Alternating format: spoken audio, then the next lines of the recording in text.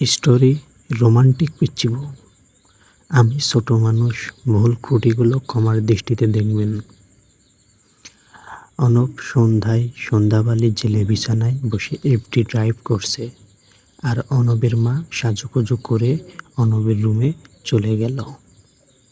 অমনি অনব ওর মাকে জিজ্ঞাসা করল, মা, কি ব্যাপার, সন্ধ্যায় কোথাও যাবে নাকি? অনবও তোকে বলিনি নাকি আজকে তোর বিয়ে? অনবের মা, অনব, আম্মু কি বলছেন এসব?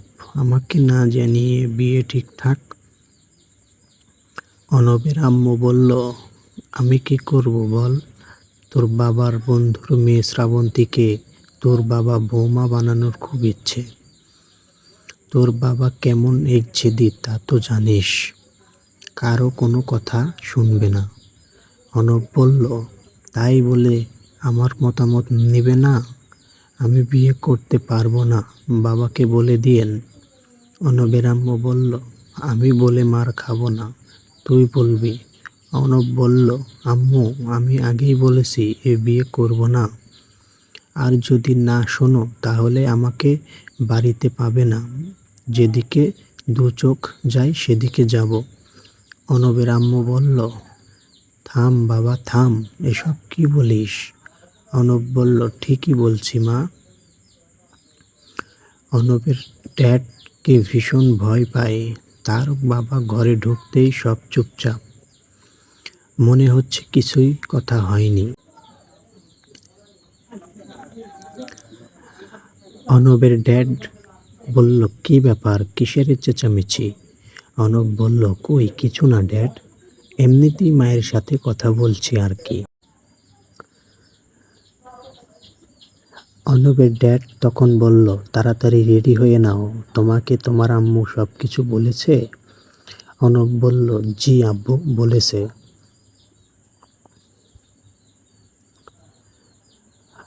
অনব ও তার বাবা মা সবাই মিলে শ্রাবন্তীদের বাড়ি রওনা হলো। অনব হবু শ্বশুর বাড়ি যে তো মাথা গরম।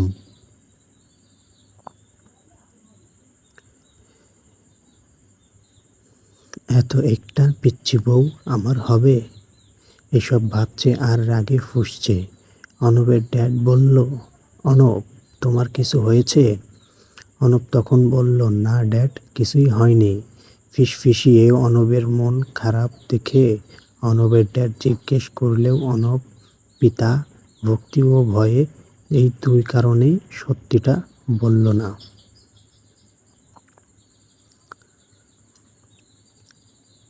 মনের রাগ মনেই রয়ে গেল অনবের।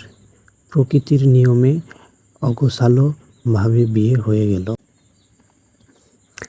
শ্রাবন্তীকে বিয়ে করে রাতেই অনবের বাবা মা নিয়ে যাবে বলেছে। নতুন বউকে রাতেই নিয়ে এলো। এত পিচ্চি বউ দেখে অনব রাগে ফুঁসছে। এক পর্যায়ে বাড়ি পৌঁছে গেল। অগোছালো বাসার রাত, অবাক কাণ্ড। নতুন বউ শ্রাবন্তী ঘোমটা দিয়ে খাটে বসে আছে বরের অপেক্ষায়। কখন বর ঘোমটা সরাবে এর তরে, কিন্তু না, নতুন বর কিছুতেই কাছে আসছে না দেখে শ্রাবন্তী ঘোমটার ফাঁক দিয়ে উঁকি মেরে দেখে নিল অনবকে। যের বর কি করছে। অনব প্রায় আধা ঘন্টা খাটের এক কোণে দাঁড়িয়ে থাকলো। তারপর খাটে গিয়ে বসলেও নতুন বউয়ের ঘোমটা সরালো না, কোনো কথা বলল না, বরং ঘোমটা হয়ে বসে রইল খাটে। বউ শ্রাবন্তী ভেবেছিল ঘোমটাটা বর খুলে আদরের সহিত কথা বলবে, কিন্তু না, অনব বসে রইল। নববউ শ্রাবন্তীর সব আশা দুরাশা হয়ে গেল। অনব ঘোমটাটা তো সরালো না, কোনো কথাও বলছে না দেখে নববউ শ্রাবন্তী কথা পারল। শ্রাবন্তী বলল, আপনি আমার ঘোমটা খুলবেন না? অনব তখন বলল, তোকে শুধু নামে বিয়ে করেছি, বুঝলি পিচ্চি, আমার উপর স্বামীর অধিকার জমাস না। অনবের মুখে পিচ্চি শব্দটা শোনায় শ্রাবন্তী একটু ঘেঁষে বসল অনবের পাশে।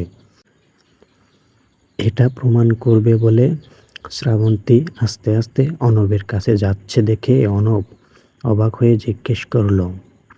অনব বলল, এই পিচ্চি, আমার পাশে ঘেঁষে বসছিস কেন? দূরে যা, নয়তো যা বলছি। শ্রাবন্তী এক ঝটকায় ঠোঁটে ঠোঁট পুরোই অনবের মাথা নষ্ট। শ্রাবন্তী অনবের ঠোঁটে ঠোঁট লাগিয়ে চেপে ধরল। অনব ও মন্দ্র করছে, তবুও নববউ নিজেকে পিচ্ছি তা প্রমাণ করার জন্য অনবের ঠোঁটের সাথে চুমুক দিয়ে চেপে ধরে রইল। অনব নিজেকে ছাড়ার জন্য চেষ্টা করেছে। অনব নিজেকে হঠাৎ ছাড়াতে ব্যর্থ হলেও শ্রাবন্তী কিছুক্ষণ পর নিজেই অনবের ঠোঁট থেকে নিজ ঠোঁট সরিয়ে মুচকি হাসি দিয়ে বসায়। অনব রাগী লুকিয়ে তালাক। অনব তখন বলল, এই পিচ্ছি, কি করলি এটা? ছি! কোনো রকমে রাগ নিয়ন্ত্রণ করল শ্রাবন্তী। অনবের নববউ, প্রমাণ করলাম। অনব তখন বলল, কি প্রমাণ করলি? শ্রাবন্তী বলল, প্রমাণ করলাম যে আমি পিচ্ছি না। মুচকি হেসে অনব তখন বলল, তুই পিচ্ছি, ইসরে পাকা আসিস। ধুর সর আমার কাছ থেকে, পিচ্ছি একটা। ঠোঁট মুছতে মুছতে অনবকে তখন বলল, আসেন একসাথে খাটে ঘুমাই। আসেন না। অনব তখন বলল, তোর সাথে ঘুমাবো না, তুই নিচে ঘুমা আর আমি খাটে ঘুমাবো। শ্রাবন্তী তখন বলল, ইস, আপনি না নতুন বউকে ভালোবেসে একটু আদর করবেন না? তা না করে ঝগড়া করছেন। অনব তখন বলল, এত শখ তোর পিচ্ছি, মাঝখানে বর্ডার দিয়ে দিলাম, আমার দিকে আসবি না। শ্রাবন্তী তখন বলল, এটা এমন বর্ডার উপর দিয়ে আপনাকে জড়িয়ে ধরা যাবে। অনব তখন বলল, থাম থাম, এত নাটক করিস না। এই যে মাঝখানে বালিশ দিয়ে দিলাম, ব্যাস, আমাকে ছুবারও চেষ্টা করবি না।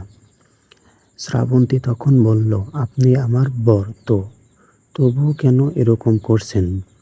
প্লিজ এমন করিয়েন না। অনব তখন বলল, চুপ, একদম চুপ, নয়তো খাট থেকে নিচে ফেলে দিব। ঘুমা পিচ্ছি, যত সব। অনব তখন মনে মনে চিন্তা করল, নতুন বউকে ধমক দিয়ে এসব কথা বলায় নতুন বউ শ্রাবন্তীর মুখখানি কালো থেকে কালোতর হয়ে গেল। এত সুন্দর শ্রী মুখখানি নববরের ধমকে কালো হয়ে গেল। বাধ্য হয়ে মাঝখানে বালিশ দিয়ে দুজনই ঘুমিয়ে পড়ল। সকালে ঘুম থেকে উঠতে যাবে, অমনি অনব দেখে শ্রাবন্তীকে জড়িয়ে ধরে শুয়ে আছে। সাথেই থাকুন। যদি গল্পটি ভালো লেগে থাকে তবে কমেন্ট বক্সে নেক্সট পার্ট 2 লিখে কমেন্ট করুন, রিভিউ দিবেন, ভালো লাগলে জানাবেন, আরও রোমান্টিক গল্প বানাবো। আল্লাহ হাফেজ, সবাই ভালো থাকবেন।